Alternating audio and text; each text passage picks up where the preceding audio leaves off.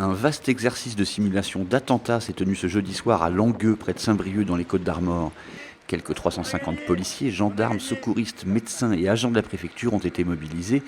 Objectif, répéter les mesures du plan blanc de prise en charge des victimes. Un périmètre de sécurité et des déviations avait été mis en place toute la soirée.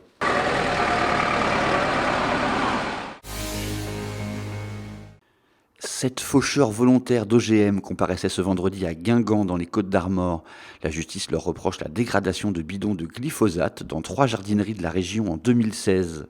Les prévenus ont été soutenus par plusieurs dizaines de manifestants venus de toute la France. Le procureur a requis l'indemnisation des enseignes visées et des amendes de 300 € avec sursis. La décision a été mise en délibéré au 15 décembre. 30 personnes ont été interpellées récemment à travers la Bretagne dans une enquête sur un trafic de drogue de synthèse. Les interventions de la police ont notamment eu lieu à Quimper, Lorient, Fouesnant, Morlaix ou Bernay dans le Morbihan. Tous sont soupçonnés d'appartenir à un réseau qui approvisionnait le milieu des rave parties bretonnes. 9 des interpellés ont été mis en examen et 6 d'entre eux placés en détention. Les autres, pour l'instant, ne sont pas poursuivis. Spectaculaire accident à Lorient vers 23h30 dans la nuit de jeudi à vendredi. Une voiture est tombée du pont d'Oradour pour atterrir dans un terrain vague.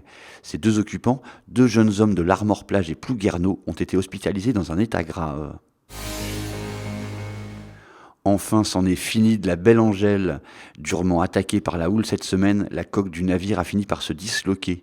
Une grande partie en a été retrouvée ce vendredi matin sur les rochers de Brignogan, à une dizaine de milles à l'est de l'Abervrac. Le skipper du Vieux Grément, un homme de 42 ans, avait trouvé la mort dans le naufrage mardi matin.